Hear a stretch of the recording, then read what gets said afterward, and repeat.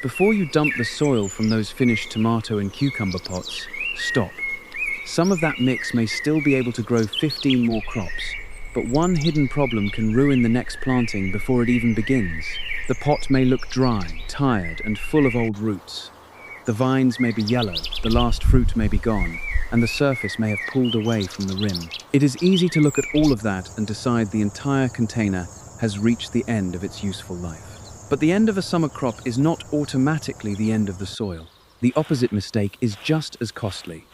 A gardener sees a container that still looks reasonably dark, adds a scoop of compost, pushes in a few seeds, and assumes the job is finished. Then the seedlings emerge unevenly. One side stays wet while the other dries out. Leaves begin to yellow. Tiny roots meet an old, compacted root ball. A drainage hole that worked in spring is now blocked by a dense mat of roots. Or a problem that weakened the tomato or cucumber is carried directly into the next crop. Reusing soil can save money and keep productive containers working, but only when the decision is based on inspection rather than hope. So the first question is not what to plant. The first question is whether this soil deserves another season at all. We are going to sort these containers into 3 simple groups. Some will be ready for a straightforward refresh. Some will need more careful repair, and a few should not be planted again until the problem has been removed from the growing area. Once that decision is made, we will rebuild the useful soil and match it with 15 cool season crops that can turn tired summer pots into a second food garden. Those crops are lettuce, spinach, arugula, kale, Swiss chard, mustard greens, bok choy, tatsoi, mizuna, radishes, turnips, green onions, parsley, cilantro, and chives. They do not all want the same depth, the same temperature, or the same amount of time in a container. Some are useful because they can be harvested as young leaves. Some earn their place by replacing outer leaves after each cutting. Some need loose soil below the surface. Others fit into smaller pots that would never support a full-size tomato. The list matters, but the match between the crop and the container matters even more. Start with the plant that just finished. Before pulling anything, look at the leaves, stems, and base of the old tomato or cucumber. Did the plant simply slow down as the season changed, or did it collapse while nearby plants remained healthy? Were the leaves gradually aging, or were they covered with unusual spots, severe wilting, or decay that moved through the plant? Was the cucumber vine exhausted after producing, or did the crown become soft and dark? Did the tomato decline because nights became cooler and daylight shortened, or did it struggle for weeks with a root problem that was never identified? This history is your first clue. A container that held a generally healthy plant at the natural end of its season belongs in a very different category from a container that held a plant with unexplained collapse, severe root rot, or a persistent disease problem. Soil does not become safe simply because the old top growth has been cut away. At the same time, normal leaf aging is not proof that the entire potting mix is contaminated. The goal is not to panic over every yellow leaf. The goal is to notice patterns that suggest the problem was more than normal seasonal decline. Now move closer to the soil. Smell it. Healthy potting mix often has an earthy smell, even when it is old. A sour, swampy, or rotten odor suggests that the root zone may have stayed without enough air for too long. That does not tell you the entire diagnosis, but it is a warning that drainage, compaction, or decaying roots need attention. Touch the surface. Does it crumble when you press it, or has it become a hard crust? When you water, does the water soak in, or does it bead up, run down the sides, and escape before the center becomes moist? One of these signs can remain hidden until new seedlings begin to struggle, which is why the next check matters so much. The surface may look acceptable, while the lower half of the container is packed with roots. A pot can appear dry on top and still remain saturated near the bottom. Before adding compost, fertilizer, or seed, we need to see what the old plant left behind. Cut away enough of the old stems and vines to make the container easy to handle, but do not begin by yanking the plant straight upward. Tomato and cucumber roots can hold a surprising amount of potting mix. Loosen the soil around the base with your fingers or a small hand tool, working around the root crown rather than stabbing deeply through the container. Rock the plant gently. As the main root mass begins to move, lift slowly and let loose mix fall back into the pot. Look at the roots before shaking away everything. Healthy older roots may be tan, brown or fibrous simply because they are mature. Color alone is not enough to diagnose a problem. Pay more attention to texture, smell, and the condition of the crown. Roots that are firm and fibrous tell a different story from roots that are soft, slimy, collapsing, or foul-smelling. A dense root ball is not automatically diseased, but it does show how little open space may remain for the next crop. Turn the root mass and inspect the bottom. This is where a container often reveals what the surface concealed. Fine roots may have formed a thick mat against the base. Larger roots may have entered the drainage holes. In fabric grow bags, the outer roots may have air pruned, while the center still holds a tight web. In rigid pots, roots may circle the wall and collect over the holes. If drainage was becoming slower late in the season, this root mat may be part of the reason. Now, classify the container. A green light pot held a plant that finished without a serious unresolved disease, has no rotten odor, drains reasonably well, and contains mix that can still be loosened.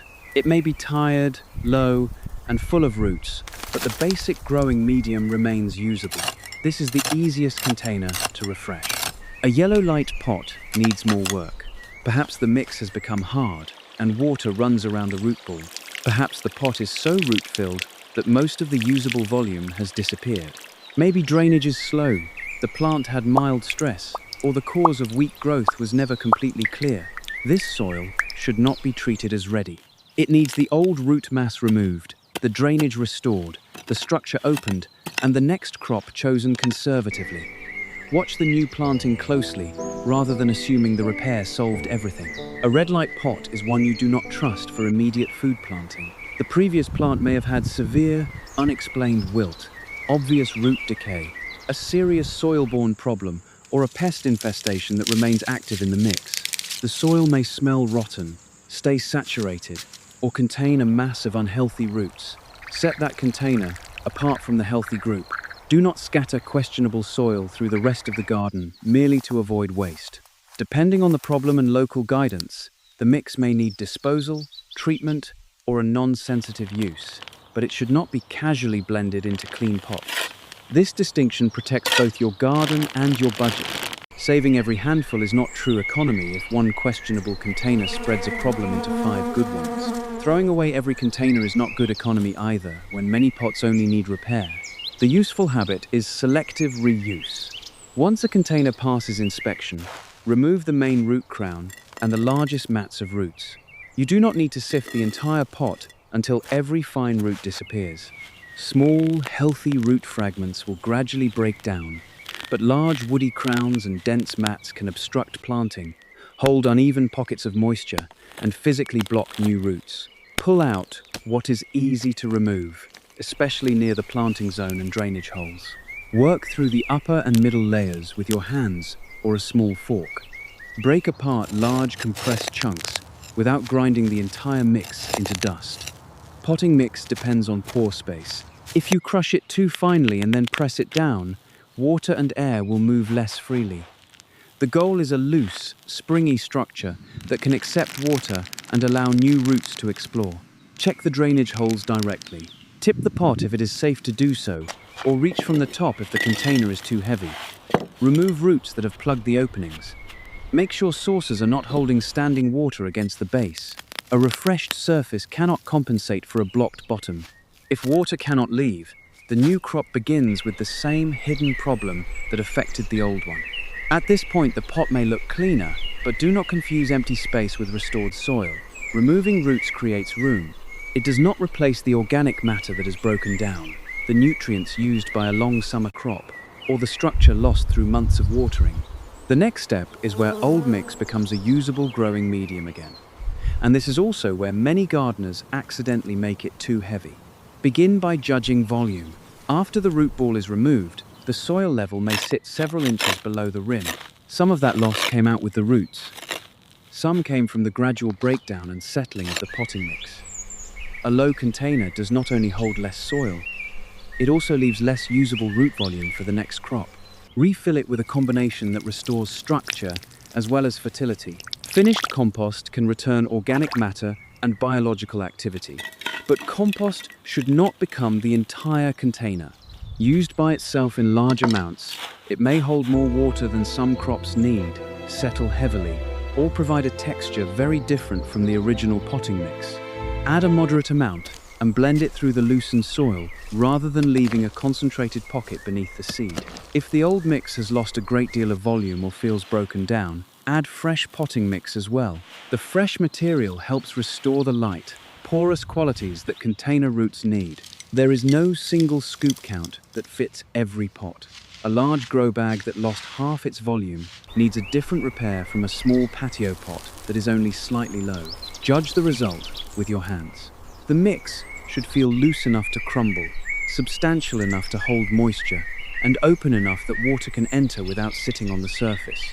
If it forms a dense, sticky mass after watering, the blend is too heavy for tiny new roots. If water runs through immediately while the center stays dry, the mix may be overly dry and water repellent and needs slow, thorough re-wetting. Mix the additions through the upper portion of the container, reaching deep enough to break the boundary between new and old material. Do not create a fluffy top layer over a hard block beneath it. Roots will grow well for a short distance, then meet the same compacted zone. At the same time, avoid turning the pot upside down and destroying every remaining structure if the deeper mix is still in good condition. Repair the areas that need repair. Leave watering space below the rim. Filling a pot to the very top looks generous, but it makes irrigation difficult. Water spills over the sides before soaking in, carrying fine particles and nutrients with it. A small gap lets you apply water slowly and allows the surface to absorb it. Now test the container. Water gently across the entire surface. Watch how quickly it enters. If dry mix repels water, apply a small amount, wait, and water again rather than flooding the pot once. Check the bottom to confirm drainage. Then reach into the mix after the water has had time to move.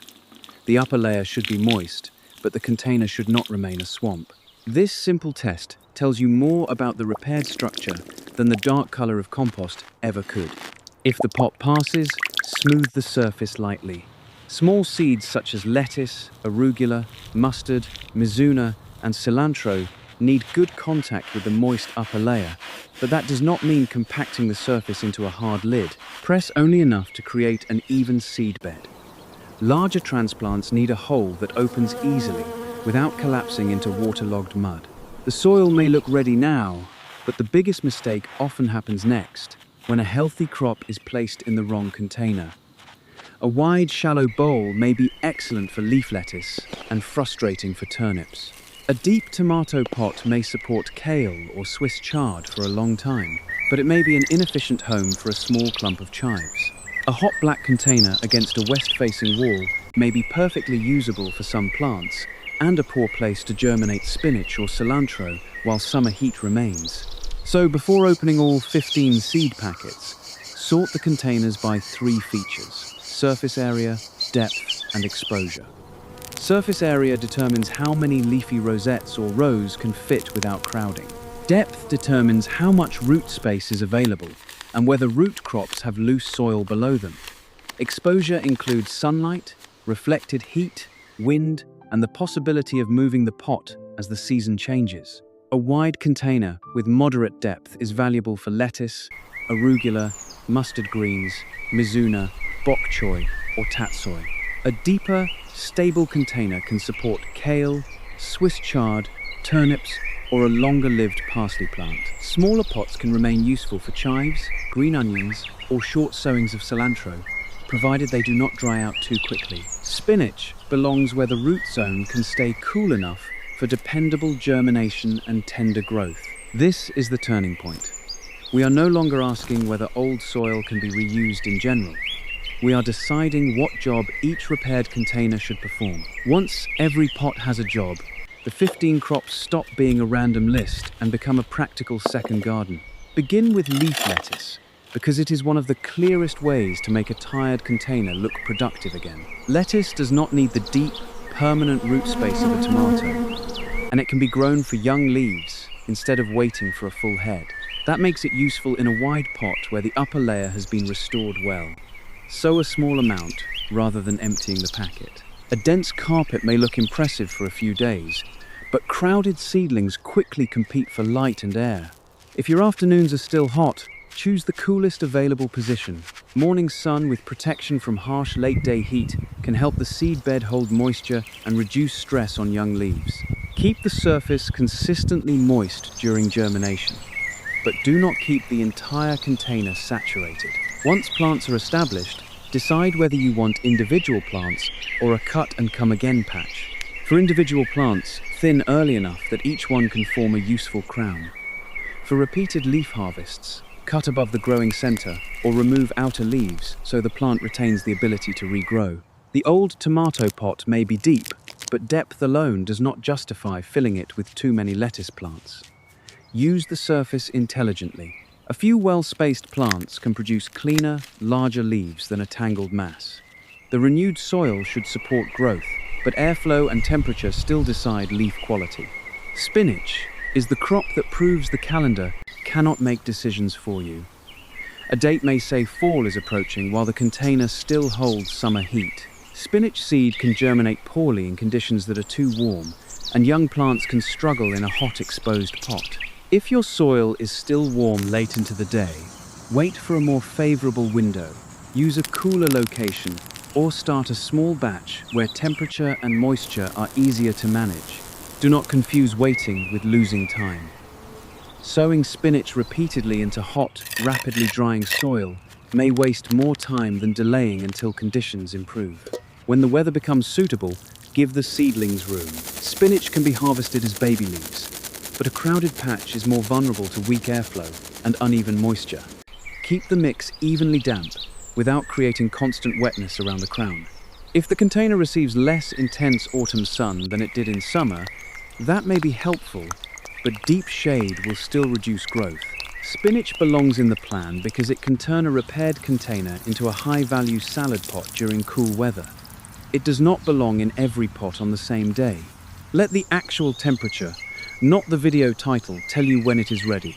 Arugula offers a different kind of flexibility. It can grow quickly, it is useful at a young stage, and its narrow leaves allow a productive patch without the bulk of mature kale or chard. Sow it in a band or a small block so you can harvest and replant without disturbing the entire container. If you enjoy a mild flavor, begin cutting the leaves while they are young. Older leaves and stressed plants often taste stronger. Arugula can also serve as an early test of the refreshed soil.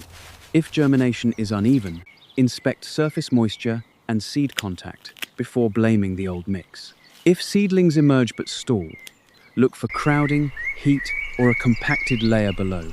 The crop grows fast enough to reveal problems, but it still needs the same basics as any other plant. Harvest with restraint. Cut a portion and leave enough growing tissue for recovery, or remove selected outer leaves. If plants begin to stretch toward flowering, use what remains and clear the space for another sowing, rather than expecting the patch to return to its earlier quality. A reused pot becomes most productive when you accept that some crops are temporary. Mustard greens bring stronger flavor, bold leaf texture, and fast visual change. They can be grown as baby greens or allowed to develop larger leaves, but those two goals require different spacing. A baby leaf strip can hold more plants because it will be harvested early. Plants intended for repeated outer leaf harvest need more room to form a central crown. Mustard is not permission to ignore insects. Tender leaves can attract pests, and a container located near old summer plants may still be part of the same garden ecosystem. Inspect the underside of leaves and the center of the plant. Remove badly damaged material, but do not strip the plant so heavily that it loses the leaf area needed for recovery. The strongest mistake with mustard is often overplanting. A full packet can produce far more seedlings than one pot can support. Sow what you can thin, harvest, and use. The goal is not maximum germination. The goal is a steady amount of edible leaf from the space available. Mizuna gives the garden a lighter, feathery texture. Its deeply cut leaves spread outward, so a mature plant needs more surface space than a tiny seedling suggests. In a wide container, several plants can create an attractive low canopy. In a narrow pot, fewer plants will usually perform better. Mizuna works well for selective harvest. Take outer leaves and allow the center to continue growing, or cut a small patch while leaving enough crown for regrowth. Keep the foliage from resting constantly on wet soil. Good spacing and careful watering reduce the damp, crowded conditions that can damage lower leaves. These first 5 crops can change the appearance of the garden quickly, but the next group requires a longer commitment. Kale, Swiss chard, and spinach-sized harvests may occupy space after the quickest salad greens have already been cut. That longer presence changes how the container should be planned. Kale deserves one of the stronger containers because it is not merely a quick surface crop. Even when you plan to harvest young leaves, the plant can remain in place and continue producing if it has enough root room, light, and fertility. A deep former tomato pot is often more useful for kale than a shallow bowl that dries quickly. The renewed mix should drain well, because a large leafy plant will use plenty of water but still needs air around its roots. Decide early whether the plant will be an anchor crop or a temporary baby green. An anchor plant stays while shorter crops come and go around it. Give it a clear center or back position where its leaves will not shade every neighboring seedling. Harvest the oldest lower leaves first. Leave the central growing point intact and allow the plant to replace what you take. If the pot is crowded with several mature kale plants, the leaves may become smaller and the container may dry much faster than expected. Watch for caterpillar damage and other leaf pests. A plant that loses a large portion of its leaf area cannot maintain the same growth. Inspect regularly instead of waiting until the center is full of holes. The advantage of a container is access. You can turn the pot, examine the undersides, and address a problem before it spreads through the entire plant. Swiss chard can also become an anchor, but its shape is different. The broad leaves rise on thick stems, and a healthy plant can occupy considerable space above the rim. This makes chard one of the best crops for turning an old cucumber or tomato container into a dramatic before and after image. It also makes crowding a serious mistake. Give each plant room to form a central crown. If you grow more than one, place them so their mature leaves can open without trapping constant moisture between plants. Harvest the oldest outer stalks close to the base, taking only what the plant can replace. Do not cut into the center. Young leaves can be used tender, while larger leaves and stems are often better cooked. Chard tolerates a broader range of conditions than some cool season greens, but that does not mean it enjoys neglect. A large leaf surface loses water quickly. Keep the root zone evenly moist and avoid extreme swings from saturation to complete dryness.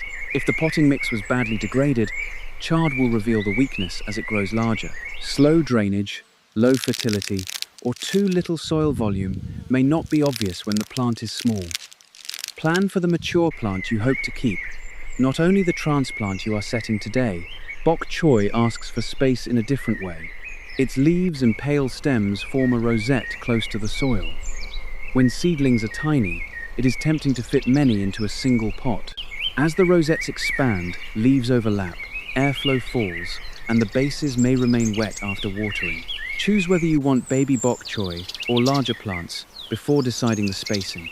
For baby harvests, you can grow a closer group and remove whole plants while they are tender, gradually opening space for the ones that remain.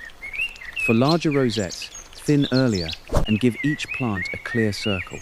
Water the soil rather than repeatedly wetting the center of the rosette. Inspect the leaf bases, where slugs, small insects, and damaged tissue can hide. Bok choy also reacts to stress. Sudden heat, cold, crowding, dry soil, or root disturbance can push some plants toward flowering before they form the size you expected. No method eliminates every risk, but steady moisture, appropriate timing, and enough room improve the odds. A repaired pot is not a controlled greenhouse. It is a useful container that still responds to weather. Tatsoi creates a flatter, darker rosette. Its spoon-shaped leaves spread almost horizontally, making surface area more important than depth once the basic root zone is adequate. A wide container can display tatsoi beautifully, but do not let the rosettes overlap so completely that lower leaves remain damp and hidden. Harvest outer leaves for a longer period, or take a young plant when you need the entire rosette.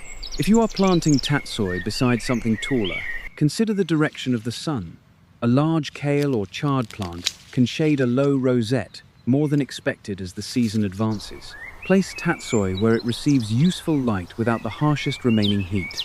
The renewed soil under bok choy and tatsoi should be fertile enough to support leaf growth, but adding more fertilizer every time a leaf looks pale is not the first response. Check moisture, temperature, root space, and the age of the leaf. Older, lower leaves naturally decline. New growth tells you more about the plant's current condition. At this point, the containers may already look transformed. Salad greens cover bare soil, kale and chard create height, and Asian greens form distinct rosettes. But leaves are the forgiving part of this plan. The next two crops reveal what is happening beneath the surface. Radishes and turnips cannot form useful roots in a zone still blocked by old crowns, compressed mix, or uneven moisture. Radishes are often described as easy, but they are honest plants. They expose problems in the upper root zone quickly. If the surface dries during germination, the stand becomes patchy. If the seedlings remain crowded, the roots compete and may stay thin. If the soil beneath them is hard or full of old root knots, the developing radish may become distorted or fail to enlarge as expected. If growth is repeatedly interrupted by heat or drought, texture and flavor can suffer. Choose a container with loose soil through the depth the variety needs. Clear away the largest remaining roots before sowing. Make a shallow row or evenly spaced holes. Cover according to the seed's needs and keep the top layer gently moist. Once seedlings emerge, thin them. Removing a healthy seedling may feel wasteful, but leaving every seedling can waste the entire crop by denying each root the space it needs. Do not judge success only by the leaves. Radish tops can look vigorous while the roots remain small, especially when plants are crowded or conditions are too warm. Check one plant carefully when it reaches a useful stage rather than pulling the entire row. The shoulders may become visible near the soil surface, but the root should remain attached and growing until harvest. After a row is removed, the space can return quickly to lettuce, arugula, cilantro, or another small sowing. Turnips need a more deliberate choice. They can provide edible greens before the roots reach full size, which makes them flexible. But a container intended for roots needs enough depth and loose soil. Do not place them in the shallowest bowl simply because the seedlings begin small. The root develops below a crown of leaves, and both parts need room. Sow modestly and thin according to the harvest you want. If your main goal is greens, plants can be managed differently from a crop intended to form larger roots. If your goal is both leaves and roots, avoid removing so much foliage that the plant cannot feed the developing root. Take a limited number of outer leaves and leave the center working. Turnips also make a good test of whether the repair reached below the surface. A fluffy top layer over a dense lower block may produce attractive leaves and disappointing roots. If that happens, remember the lesson for the next planting. The old soil was not useless, but the repair did not go deep enough. Green onions make smaller containers valuable again. They use vertical space, fit along an edge, and do not need the widest pot in the garden. Plant them in a dedicated narrow row or a modest clump, rather than scattering them randomly through every container. Random placement can make later cultivation and replanting difficult. Keep enough space between plants for air and access. If you are regrowing onions from purchased bases, treat that as a short-term kitchen experiment, rather than assuming it will replace a productive seed or transplant plan forever. For a more consistent crop, use suitable seed, sets, or starts, and manage them as real plants with light, moisture, and root space. Harvesting method depends on the type and your goal. Some gardeners cut green tops while leaving the base, while others pull the whole plant when the stem reaches the size they want. Do not promise endless regrowth from repeated severe cutting. The plant needs green tissue to rebuild. A better strategy is staggered planting, moderate cutting, and enough plants that no single clump is stripped constantly. Parsley deserves a pot that can remain in use. Germination can be slower and less uniform than quick salad greens, so do not bury parsley beneath the schedule of a crop that will be harvested in a few weeks. Give it a stable position, keep the seed bed from drying, and be patient. Once established, parsley forms a crown that can provide repeated outer stems. Harvest from the outside, taking stems near the base and leaving the center intact. Avoid removing most of the plant at one time. A mature parsley plant can become broad, so the tiny seedling should not be tucked where kale, chard, or bok choy will soon smother it. A medium or deeper pot that drains well can support it for a longer period. Parsley prefers consistent moisture, but a constantly soggy mix is not the answer. If the reused container was previously slow to drain, parsley is another reason to confirm the problem was actually fixed. New growth should emerge from the center with healthy color and form. When older outer leaves decline, remove them and inspect the crown rather than feeding automatically. Cilantro brings the temperature question back into the story. It is useful, popular, and well suited to relatively small spaces, but it can move quickly toward flowering when conditions are hot. If your repaired pots still bake in afternoon sun, wait, move the container, or sow a small test batch instead of committing all your seed. Cilantro is often more productive when sown in modest succession. A small patch begins, another follows later, and the household uses each sowing before heat or maturity changes its character. This is more dependable than expecting one crowded pot to remain in perfect leaf production for an entire season. Keep the soil evenly moist during establishment, provide light, and avoid excessive crowding. When plants begin to stretch and form flower stems, decide whether to harvest the remaining foliage, allow seed development, or clear the space for the next sowing. Flowering is not a gardening emergency. It is a change in the plant's purpose. Chives complete the list by giving small pots a longer job. A clump can remain near the kitchen, produce slender leaves, and occupy far less space than a tomato or cucumber. Use a container with reliable drainage and enough volume that it does not dry out immediately. Divide an overcrowded clump when it becomes dense rather than allowing the center to weaken. Cut a portion of the leaves and leave enough growth for recovery. Do not shave the clump to the soil every few days. Chives can be dependable, but dependable does not mean indestructible. Water when the root zone needs it, remove dead leaves, and let the plant rebuild between harvests. Now all 15 crops have a place in the plan. The next challenge is deciding which ones belong in your garden today. Because a gardener in Maine, a gardener in Texas, and a gardener near the California coast are not planting into the same autumn. Begin with your actual weather, not the month printed in the title. In northern areas with an early frost, the useful growing window may be short, and daylight will decline quickly. Favor crops that can be harvested young, such as lettuce, arugula, mustard greens, mizuna, baby bok choy, tatsoi, and radishes. Kale and Swiss chard may still be valuable, especially as transplants or established plants, but they need enough time to build a useful canopy before growth slows. A container that can be moved near protection may give you more flexibility when nights turn cold. In mild regions, the same pots may support a longer sequence. Quick greens can be harvested, the surface refreshed lightly, and another small sowing started. Kale, chard, parsley, chives, and green onions can hold space while faster crops rotate around them. The danger here is not always frost. It may be complacency. A long season still requires spacing, pest inspection, and soil that does not remain waterlogged during cool, rainy periods. In hot southern or inland climates, the calendar may announce fall, while the containers still behave like summer ovens. Dark pots against masonry can remain warm long after the air begins to feel comfortable. Lettuce, spinach, cilantro, bok choy, and tatsoi may need delayed sowing, afternoon protection, or a cooler germination location. Arugula, mustard, and mizuna may tolerate the transition better, but even they need consistent surface moisture. Do not force a cool season plan into a hot root zone simply because gardeners farther north have already started. The local first frost date is useful, but it is not a guarantee. Use it as a planning reference.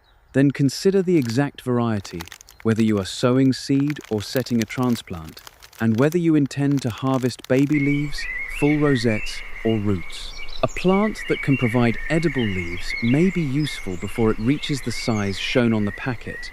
A root crop needs more time below the surface. A mature parsley or kale transplant begins from a different starting point than a seed.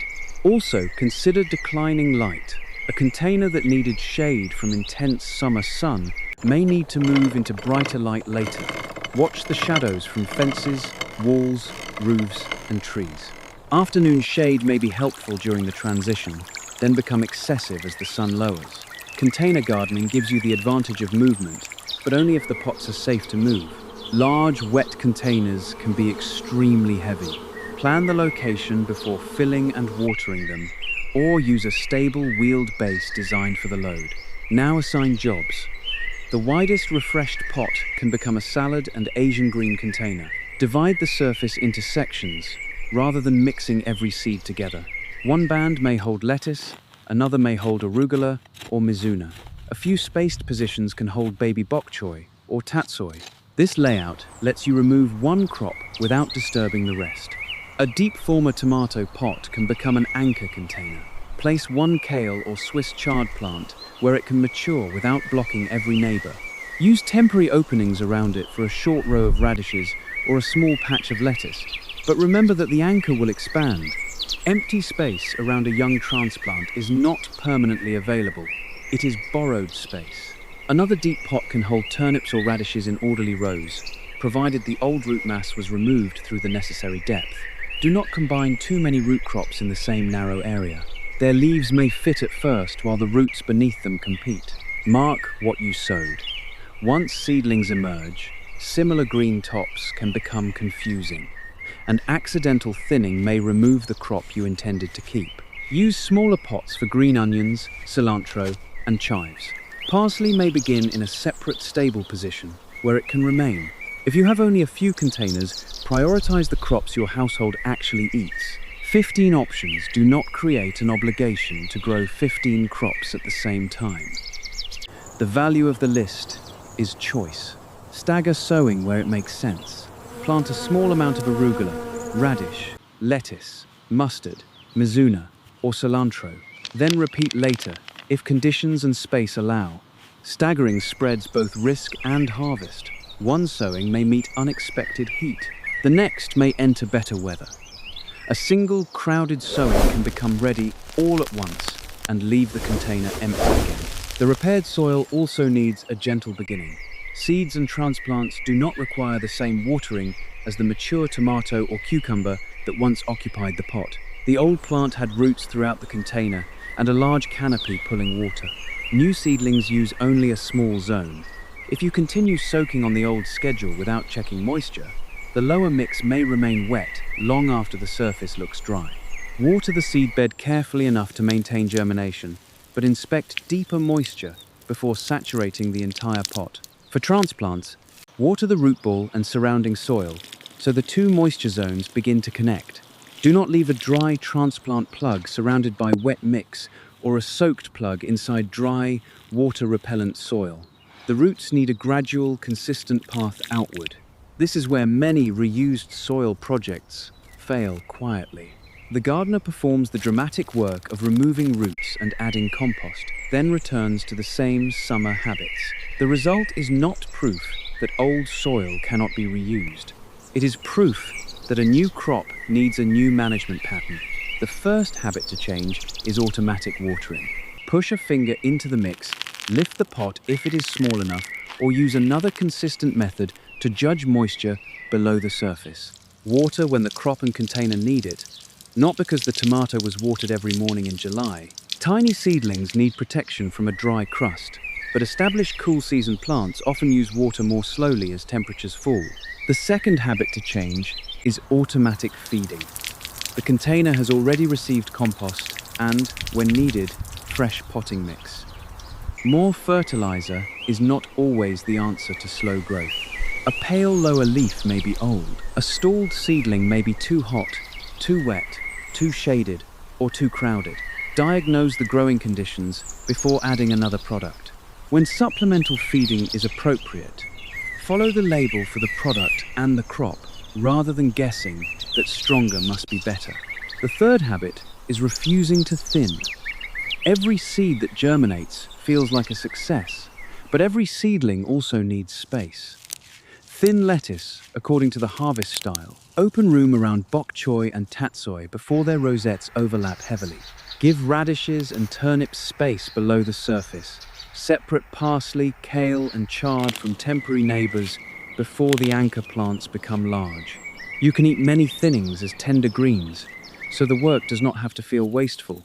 The fourth habit is ignoring the old garden after the new one appears. Tomato stakes, cucumber vines, fallen leaves, and damaged fruit can remain around the containers. Clean up debris that shelters pests or holds disease.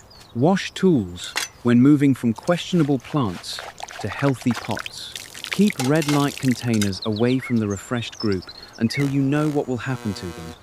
Reuse should make the garden more efficient, not mix every old problem into one shared space. The fifth habit is expecting every crop to stay forever. Lettuce may decline when conditions change. Radishes and turnips leave when harvested. Cilantro eventually flowers. Bok choy may be taken as a whole plant. Arugula can become stronger in flavor and move toward bloom. A productive container garden depends on exits as much as entries. When a crop finishes, remove it, inspect the surface, add a small amount of fresh material if needed, and plant the next realistic choice. Watch the garden during the first week after planting, then continue regular inspection. Look for uneven germination, water that pools, seedlings leaning toward light, leaves resting on wet soil, and insects gathering in protected centers. Turn movable pots when one side receives much more light. Adjust shade when the weather cools. Thin before crowding becomes severe. Small corrections made early are easier than rescuing a stressed container later. The visible transformation may begin with lettuce spreading over bare soil. Arugula, mustard, and mizuna add different leaf shapes. Kale and Swiss chard rise above the rim. Bok choy and tatsoi form low rosettes. Radish shoulders begin to show without the plants being pulled prematurely. Turnip leaves mark the deeper root zone. Green onions stand along an edge. Parsley, cilantro, and chives bring the garden close to the kitchen. If a refreshed pot continues to drain poorly, stop adding plants and correct the structure. If seedlings repeatedly collapse or roots develop an unhealthy odor, isolate the container and reconsider the decision to reuse it. If one crop fails while others in the same mix grow well, examine the crop's timing, temperature, and spacing before condemning the soil. Good gardening is not defending the first decision, it is responding to evidence. Old potting soil is not automatically good soil, and it is not automatically waste. Its value depends on what happened in the previous crop, how the roots and drainage look now, and whether the structure can be restored. Reuse the green light pots. Repair and watch the yellow light pots. Remove the red light pots from the new planting until the risk is understood. That simple system can protect the healthy containers while saving the material that still has a job to do. Then match the job to the crop. Use broad surfaces for lettuce, arugula, mustard, mizuna, bok choy, and tatsoi. Use deeper, stable pots for kale, Swiss chard, turnips, and longer-lived parsley. Give radishes loose soil and enough spacing. Put green onions and chives where smaller containers can remain useful. Wait for favorable conditions before committing spinach and cilantro. Let temperature, light, depth, and household needs guide the final choice. And remember that a second harvest does not have to copy the first. A summer tomato may produce large fruit from one plant. A cucumber may climb above the patio and cover a trellis. The next garden can provide smaller, more frequent harvests. A bowl of lettuce, a handful of arugula, outer kale leaves, a few chard stalks, a cluster of radishes, green onion tops, parsley for dinner, cilantro while the weather is cool, and chives cut close to the kitchen. That variety is the reward for keeping the containers in motion. The garden does not end when one crop ends, it changes purpose. Soil that supported fruiting plants can, when safe and properly refreshed, support leaves, roots, and herbs. A pot that looked exhausted can become useful growing space again. A patio that appeared finished can begin another season without replacing every container and every handful of mix. So before you empty the next tomato or cucumber pot, take 5 minutes to inspect it. Look at the history of the plant, smell the soil, examine the roots, open the drainage holes, decide whether the container is green, yellow, or red. Save what is sound, isolate what is questionable, and rebuild only what can support a healthy start. Then choose one crop, not all 15 at once. Choose the crop that fits the depth, the weather, the light, and the food you actually want to eat. Plant it carefully. Watch how the container responds. When that decision works, repeat the process with the next pot. The tomato and cucumber season may be over, but the useful life of these containers does not have to be. With inspection, repair, and the right crop, the soil you were ready to throw away can become the foundation of your next harvest.